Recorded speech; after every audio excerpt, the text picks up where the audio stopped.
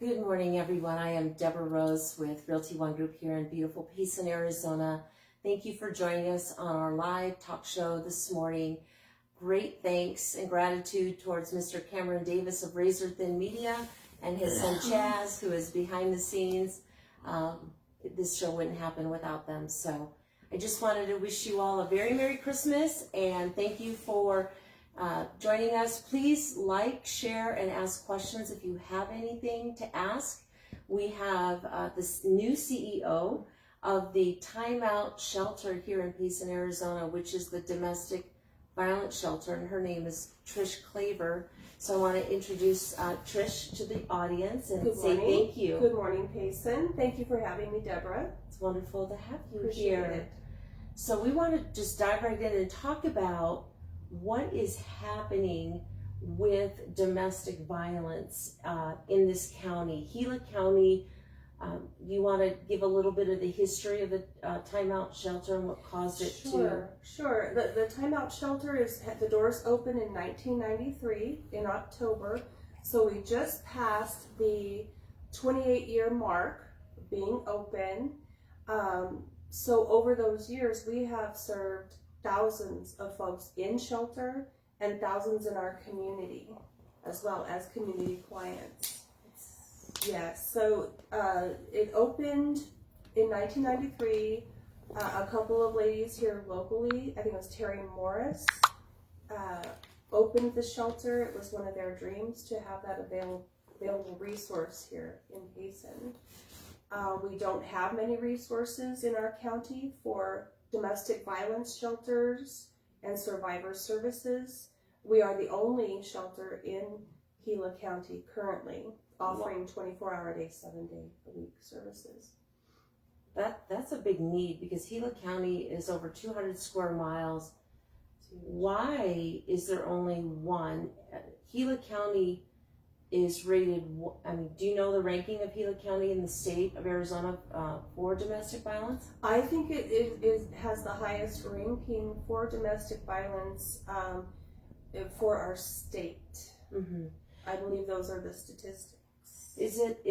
Are drugs a big cause of it? What are the causes that you see as the director for why both women, children come in, but also occasionally a man will as well, right? Domestic violence is not just assigned to women. Women, and it is also not just assigned. It's not always spousal abuse or intimate partner abuse. It can be many different types of abuse. It doesn't have to be physical. Even it can be emotional abuse, mental abuse, financial abuse. Taking advantage of elders. It can be older adult children abusing, older parents, all types of abuse. And I think that substance abuse can play a part in that, and also financial stressors can cause, that issue within the family unit. So, and I believe over the last 2 years with the COVID crisis that we've had, especially in the beginning, we were on lockdown. A lot of folks, we didn't know how to handle it yet, and people were locked down. They were stuck in their homes with their abusers. We definitely had a time in the beginning of COVID where we didn't have many people coming into shelter. Mm-hmm. And that was a little eerie. We wondered, what was going on there. We didn't have many coming in or calling for help. Maybe they had a fear of congregate settings, at that time. Mm-hmm. But they were stuck in their homes, isolated with their abusers. And once we opened back up, the calls started coming in, and people were reaching out for help at that point. Yeah. So tell us a little bit about your facility and the process. If someone's in need of shelter, temporary shelter, what can they do if they're in a crisis? What are the steps they need to take? Well, the first line, if you're in crisis, is to call our crisis line, which is available 24 hours a day, 7 days a week. The phone number is 928-472-8007. And you can call in, and we have advocates available Advocates are trained to take in the crisis calls and to provide safety plans and resources for folks going through domestic violence. So that would be the first step, is to call in to that number and get help. Mm-hmm. You can also, we recently enacted a mobile and text line as well, so you can text in for help. You can call our cell phone at 928-978-4081. So feel free to text in for help as well. That would be your first line, is to call in. Mm-hmm. Okay, and then once they call in and they're in need of protection, what's the next step? You can come into shelter. You don't have to come in and stay at our shelter. Folks can come to your home, or they can meet you where you are at. And we have a couple of advocates on staff that are called lay legal advocates, and they can assist people in filing orders of protection, which is often in the first line of being in the crisis. You need protection against your perpetrator. And so they can help with that. They can help you obtain copies of your legal documents if you had to flee and leave a lot of your documents behind. So you can reach out to our lay legal advocacy. They can help with custody issues, many documents that are required for court. So we have many, many resources there that all you have to do is reach out and call in, and we can start you on the process. That's fantastic. Mm-hmm. Where do you, once the person then comes in, is there programs that give them, what kind of help are they getting once they're in your facility? We have a comprehensive list of programs. We actually have an in-house counselor, professional psychologist that they can utilize at no cost to them. They can have counseling services. We have educational groups, life skills groups. And when I say educational, I don't mean academic. I mean basic household budgeting, some parenting courses, whatever the needs may be. We have comfort care classes where they can relax, do some crafting, learn some new skills. Mm-hmm. So we run some awesome groups, within the shelter that they can take part in. Mm-hmm. So we have counseling, education, lay legal services. Then we have a transitional housing program where we can, you graduate from the shelter into a semi-independent living situation. So you can kind of reintroduce yourself, kind of make household planning, get back to where you can feel that you can move on with that safety plan. Mm-hmm. into your own independent living situation. Do you happen to know the success rate or percentages of incoming victims? How many of them succeed and how many of them actually go back? I don't know the percentage, but we have had some excellent success stories. It's quite amazing. We've actually had folks that have gone through the shelter and have been out on their own for a number of years, gained successful careers, and they've become donors. They've donated back to Timeout, and that's really an amazing feeling. I was recently approached by a very young lady who just thanked me for having the Timeout Shelter here. When they came to Payson when she was a little girl, 18 years ago, they were in the shelter, her and her little sister, and now she is a productive member of our community. A great job, and just, someone who participates in our community here in Payson, and then they can give back. So those are the success stories we love to hear.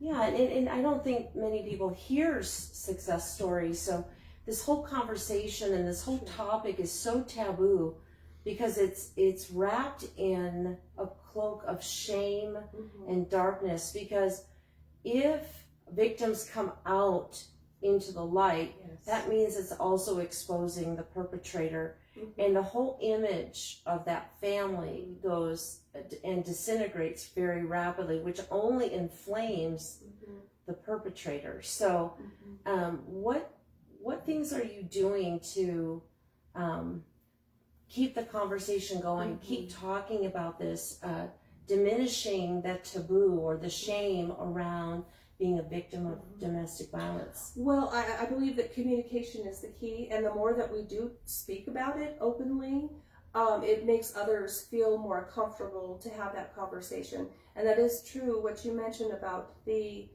family unit. You know, we like to present ourselves to everyone that we've got it all together, and, you know, our family, we don't have those kind of problems here.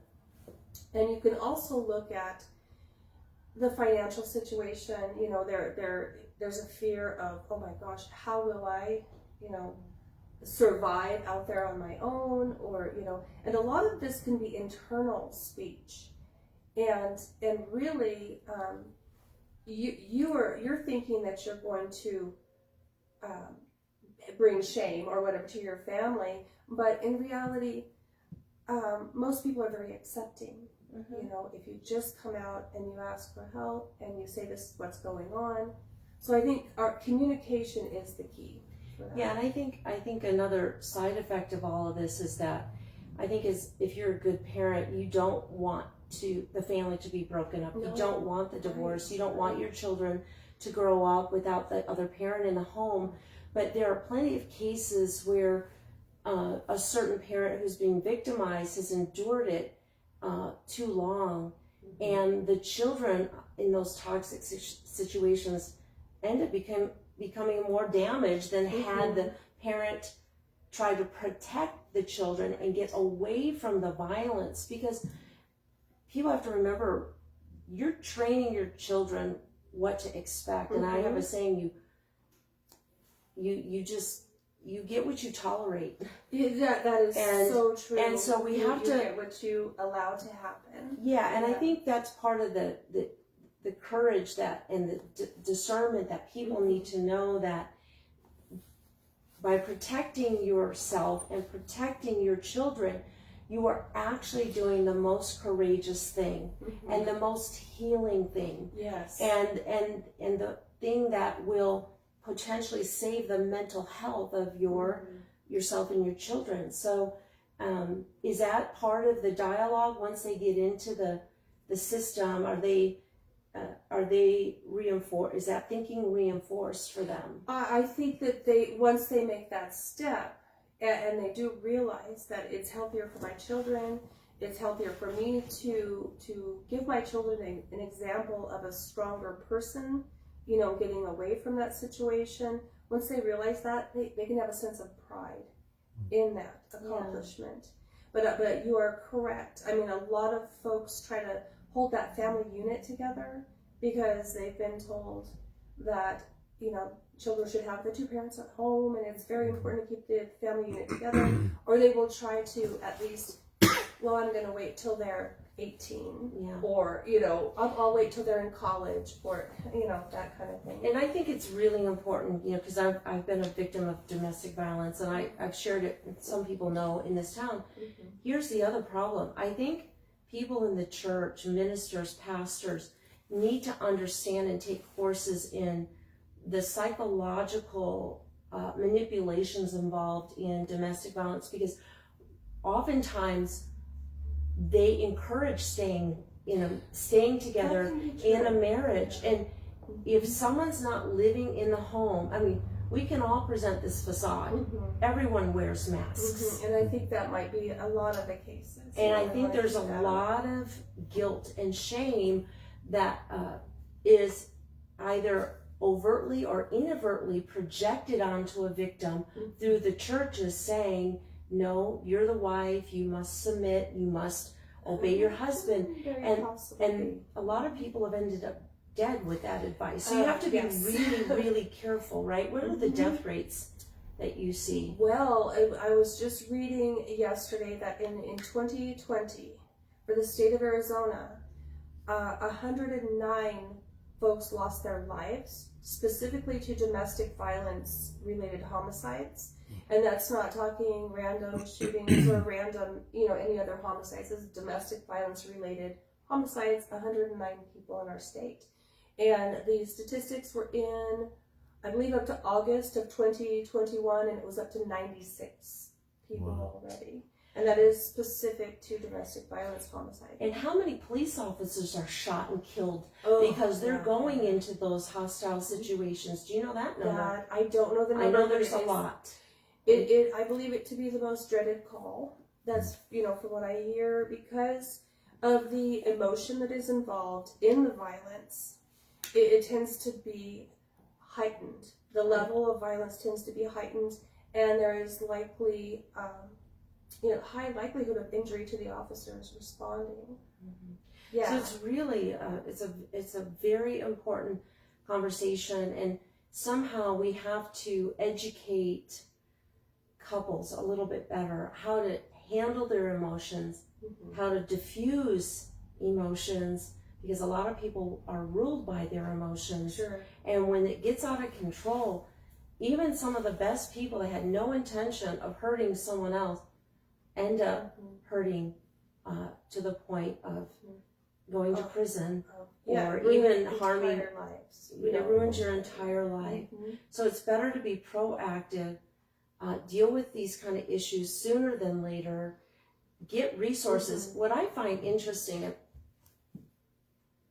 at the state level, there is really no support for domestic violence. I know I did a ton of research. Yeah. So why do you think in this state there is no real budget that helps domestic violence shelters when it is pretty much the number one destroyer of families? Why are there no resources? I think it is the taboo subject matter. I just don't think through the years that it has been communicated as a real issue to support. Now recently in the last couple of years, there have been more funds provided by the federal government to the state of Arizona that are being distributed out to domestic violence shelters.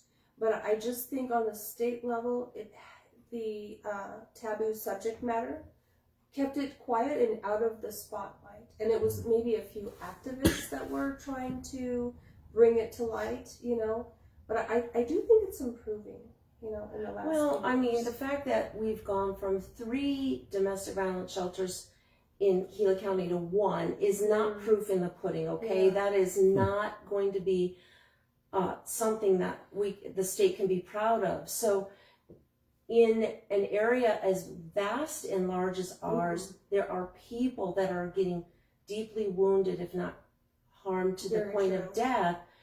And we're saying that the federal government is giving us money. Some funds, yes. So funds are coming down. How can we as a community face this nightmare? Because it's a nightmare, and I don't think people want to deal with the nightmares. They want someone else to deal with the garbage cleaning, and they want to put the heavy demands of a crisis like this, a real crisis of families, onto a few. So number one, I commend you for being in the leadership role, because I know it's not an easy thing. It isn't. Yeah. How can people help? I'm sure there's families that come in, and once they're displaced, they have no resources. They only the clothes on their back, or if they're fortunate enough to return home, they don't have the resources to keep the lights on. So how can we as a community support your non-for-profit? Because it is a non-for-profit, correct? It is a non-for-profit. We are a 501c3 designated corporation.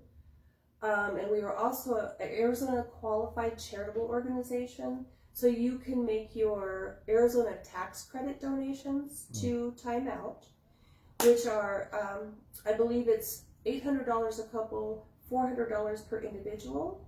And that is dollar for dollar contribution that you could make to defray any amounts that you would have had to pay the state in your taxes. So fantastic. Yeah. So you could make those donations to Timeout.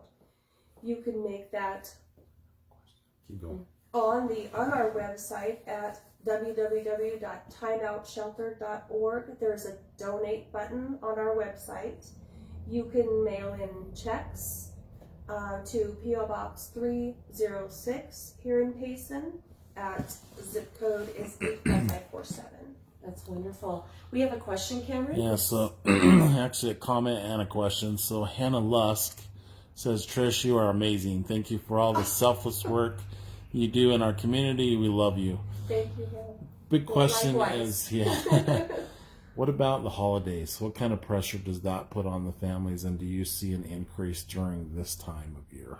So the question from Hannah is, do the holidays create extra pressure in crisis situations in families this time of year? I definitely think it's a possibility that the holidays can put that pressure. There's a lot of demands on families to, again, we like to promote that perfect family look where we have the holidays all together, and it can cause stresses, financial, can drive that emotion to bring up that, possibility for violence in the home as well.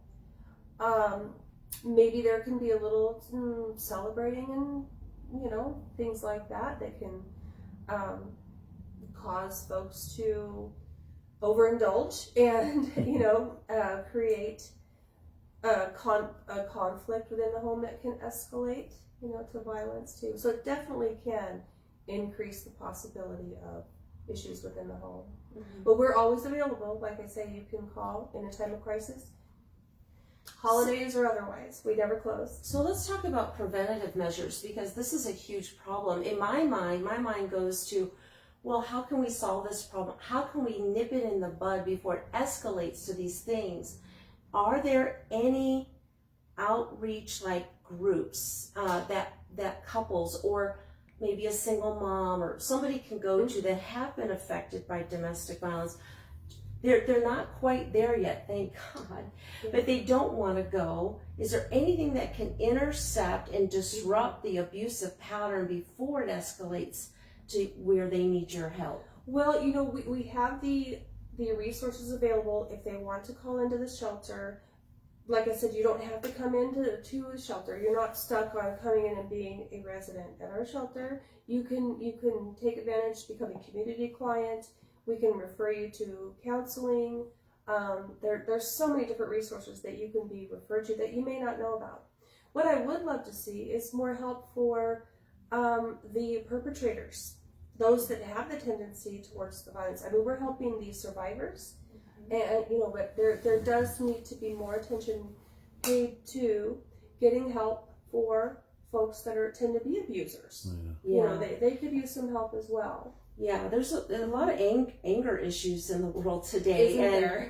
and somehow we've made it okay to act very destructive and not have consequences. I mean, look at the media. I mean, organizations that just go out and destroy things, and there's no accountability. So I do believe you're absolutely right. Yeah. How about instead of putting on a phony facade, people just go, I'm hurting, our relationship is in trouble. If you're in a church, don't pretend to be the perfect family. Ask for prayer, ask for help, ask your family for help. Take some proactive steps yourself, because you get what you tolerate.